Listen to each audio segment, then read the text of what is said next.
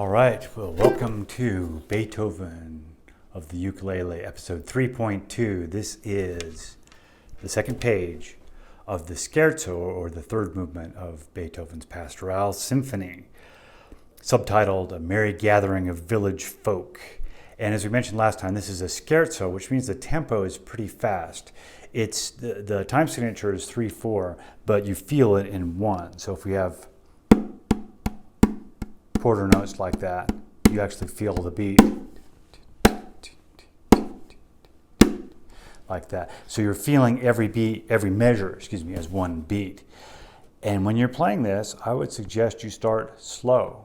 Start much slower than you think you have to. The published metronome marking is actually a dotted half note is 108 beats per minute. So I'm going to put my little metronome. This is actually a phone app. This is called Tempo. But I'm going to put it on 108 so we can hear what 108 sounds like. Whoops, let me put it on accenting on 1/4. So we'll hear all the accents the same. So if that's a dotted half note, the quarter notes are going to go this fast, which is pretty fast.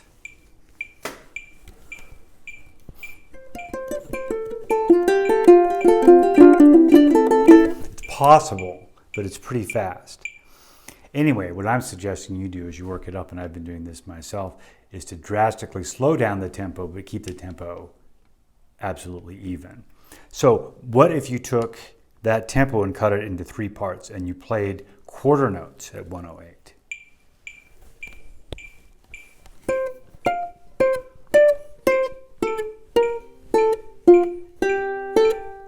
That would be great for practicing. That would ensure you hit a lot more of the notes. You could even go a little slower than that. I'm a firm believer that if you ratchet the metronome down, you'll eventually get at a tempo that you can manage in a steady way, even if it's glacially slow. So let's try it this way. So that was 108. Maybe if I put it on 54, that would be half of 108. And play quarter notes there. 1, 2.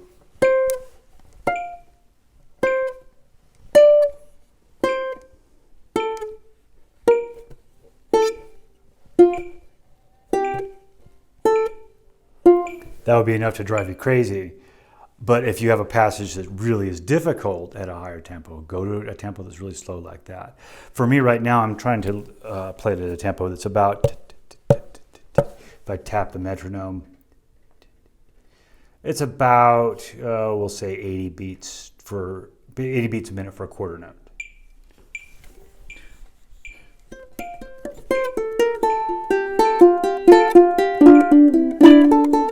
And indeed, you do hear some performances where they're playing it at that tempo, which is a relaxed, danceable kind of a tempo. So that's my thoughts to you about that. Another thing I just wanted you to notice, if you look at the tonality of the music, I know it's hard to see it if you're just looking at the tablature, which, by the way, if you want a page of this to follow along, sign up for my email list if you haven't already. I'll send you out a page and you can follow along with this. So I just thought it would be nice to mention with the tablature, just so you understand what's going on tonally with the music, which isn't easy to see in the tablature at all. But it's really interesting what Beethoven does with the keys right here. So the first phrase on page 1,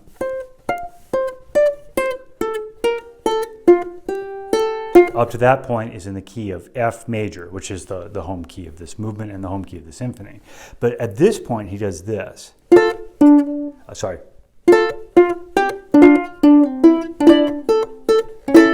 So he cadences on an A major chord, which allows us to modulate into the key of D major, which is where the next phrase begins. This is in D major.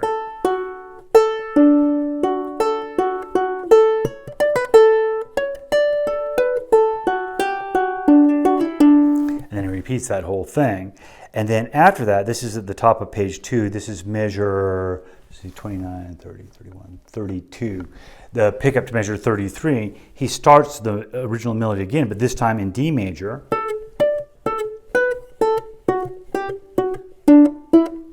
And then he goes to G major.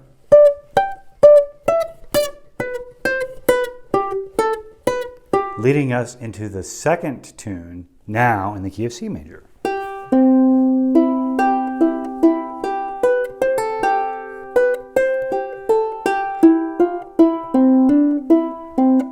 But at that point, we're in C major, and Beethoven turns the corner by playing a C7 chord to get us right back to F major, which is where we climax the first part of this piece. So that's the C7 chord, F major.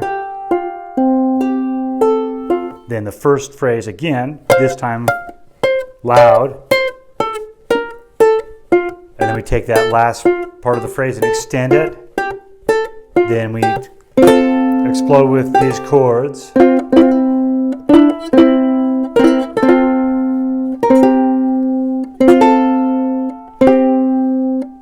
Which puts us solidly back in F major for a cadence. So through this maybe minute and a half of this movement, Beethoven moves us through, we got F major, we got D major, and then we have G major, then C major, and then back to D major. So he moves us through 4 different keys. And the cycle that he's taking us through, when he starts out in D major, and then goes to G major, then goes to C major, then C7, finally back to F, that's a cycle of what we call secondary dominant chords. So none of those chords, except for the C chord, are in the key of F major. The D major chord acts as the dominant chord to a G chord. We call that the 5 of 2. And then the D chord acts as a dominant chord to the C chord, so we call that the 5 of 5. So G major going to C major is the 5 of 5. D major going to G major is the 5 of 2 that actually goes to the 5 of 5. So it's a series of secondary dominants, and the tonality is really ingenious there, and it's something that I remember learning in textbooks in college. But now when you study a piece of music like this, you actually see it in practice, and it's pretty darn cool, I think. Well, I think I've talked a lot, and I'm wondering if my phone, the battery is going to die on it. If it is, we missed all this. But if not, hopefully I can capture this and put this out for this week. I hope you guys are enjoying this. I hope a lot of you are trying to play this, because like I said last week, this particular movement is probably the easiest technically of all the movements of the transcription I've done so far.